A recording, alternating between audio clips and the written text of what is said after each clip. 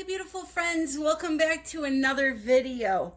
'Tis the season and we need to pour on a pumpkin, right? Easy peasy Halloween decoration. You can literally do this with paint and water if you want to. I'm going to do it two different ways. I have this pumpkin and I have a little sugar pumpkin I'm going to do. The first big pumpkin I'm going to use what is called the bloom recipe for you new people. That recipe is using house paints and varnishes to get the paints to react to each other and create these beautiful type of cluster bloom-like cells.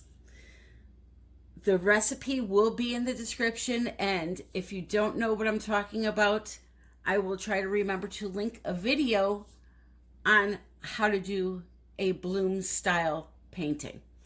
So that's going to be this first one. The second one is going to be paints that are mixed only with Floetrol.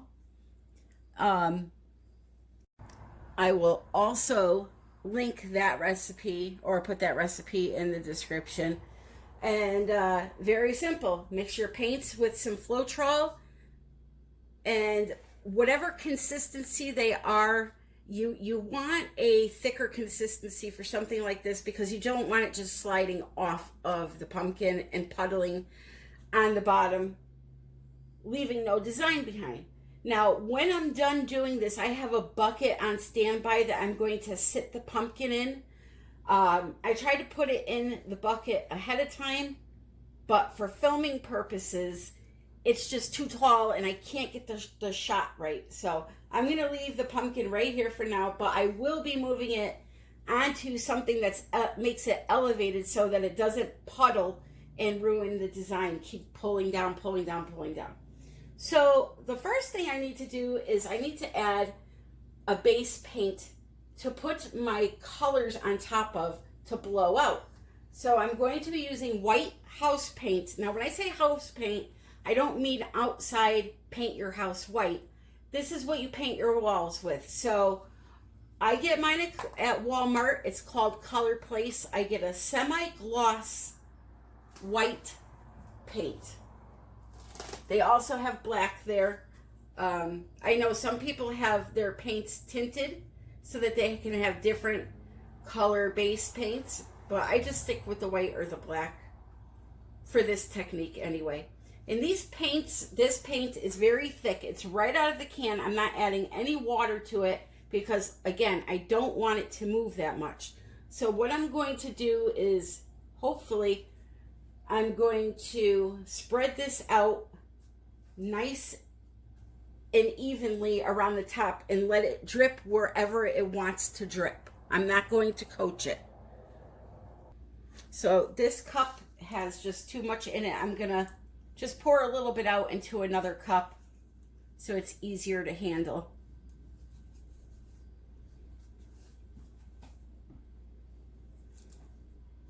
Before I forget to mention, Sunday, 8 p.m. Eastern Time, I am going to have an art auction, and I hope you guys can join me. We always have so much fun when we do those. Always. So now, this bloom technique may be hard on a surface like this. We're going to give it our best try, and if it doesn't come out good, then we are going to scrape it. I'm going with a green and purple palette, two of my favorite colors, and as a lot of you know, Halloween colors. So I'm kind of just letting it go down where it wants. It is in charge. And the colors I'm going to be using, I have a couple of primary elements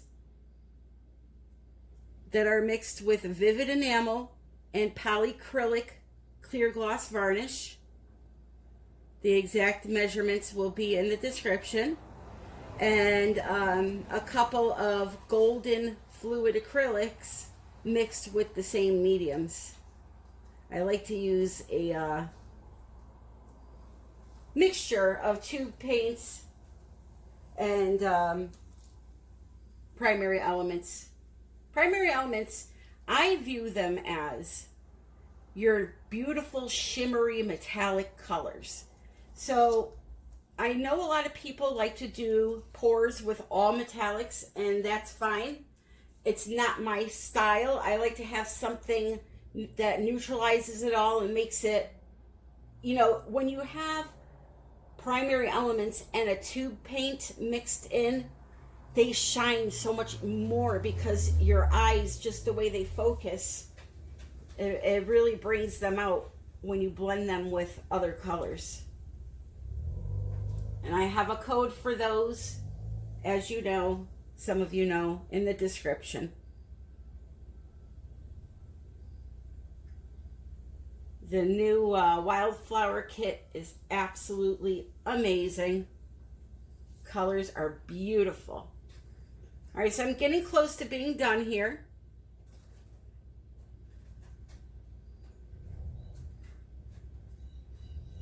With the white. Perfect. And what I'm going to do is I'm going to put my colors on. I'm going to put some cell activator on top of them, and then I'm going to blow them out. But I'm going to do puddle pours, and one at a time. I don't want to try to pour the color all over and blow it out. We're going to do one at a time. And for this, because the blow dryer is so loud, I'm going to mute and put on some relaxing music.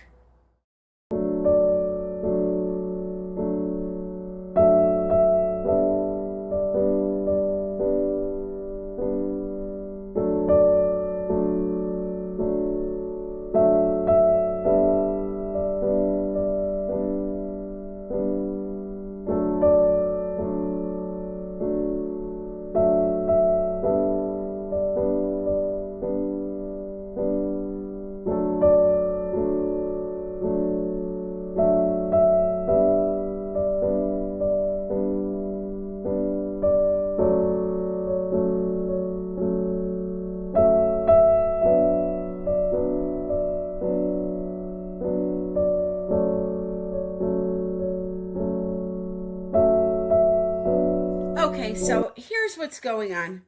I am not liking that black and dark purple in there. So I kept adding some green and some purple with the white, and I have to pour over that because I cannot stand the black being in there. It's bothering me.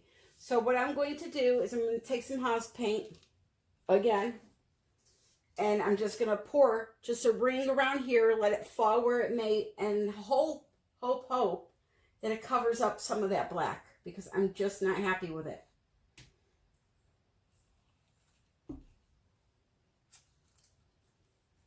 Also, the primary elements that I'm using, this has a gold shift in it, and when it goes over the black, the gold is really shining, but it's almost making it look a little bronzy. So that's why I'm just not happy with this color palette. So I'm going to get rid of it. And I will tell you this, the shape of my pumpkin is making it very difficult on one side to keep the cells somewhat formed. I knew they weren't going to stay perfect. But I thought at least on one side they would. And it's giving me one run for my money. So here, I'm going to do this. I'm going to turn it around to face you again, and we're going to try it all over again. And then we're going to move on to the next one. So fingers crossed, this will be a little bit better. Hey, you win some, you lose some. What can you do?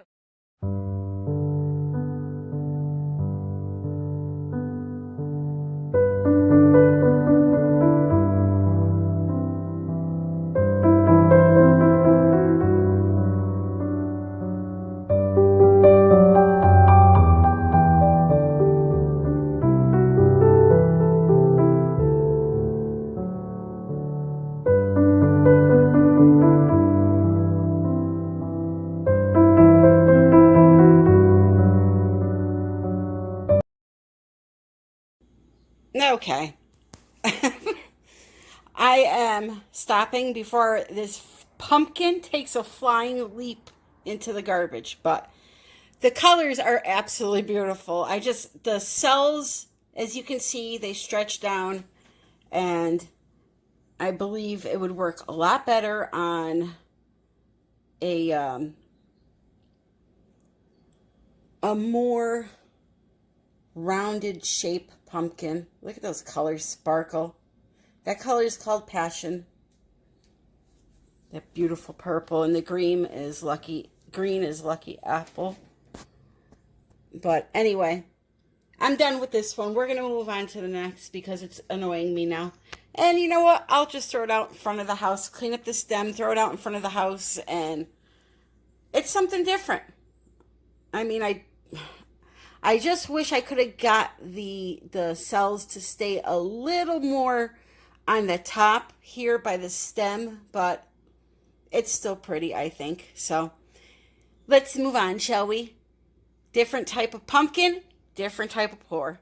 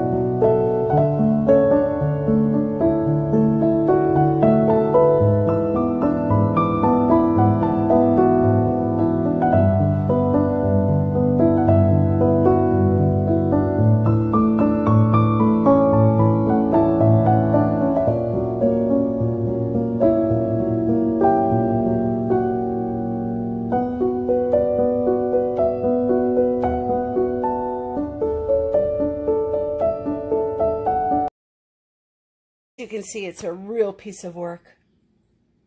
Quite the Picasso.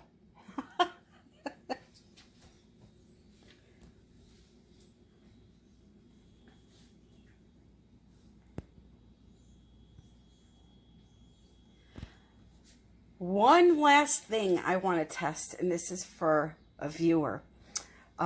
Miss Julie Rossiter asks, if you sprinkle glitter on wet paint, will you be able to see it when it's dry, or will the paint just cover it up? I have some beautiful green glitter I'm going to sprinkle on there for a test. And my feeling is that you won't be able to see it, but what do I know? So let's do that really quick, and I will say my goodbyes. So here's some pretty glitter mixed with some diamond dust. And we're just going to take it and fairy dust, fairy dust, fairy dust all over our pumpkin. And we shall see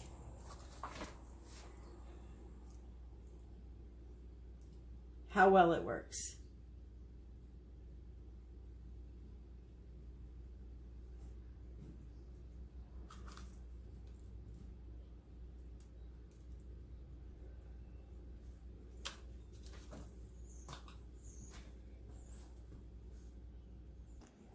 So there it is in the wet paint.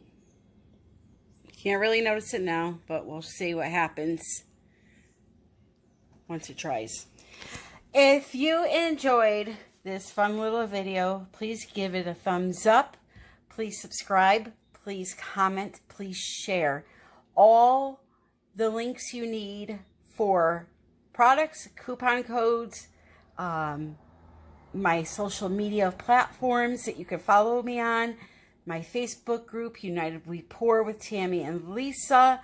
Come on over and join that. A new challenge for October has just started, and we give away prizes for that. And follow me on Instagram. If you have an Instagram account, I would truly appreciate that.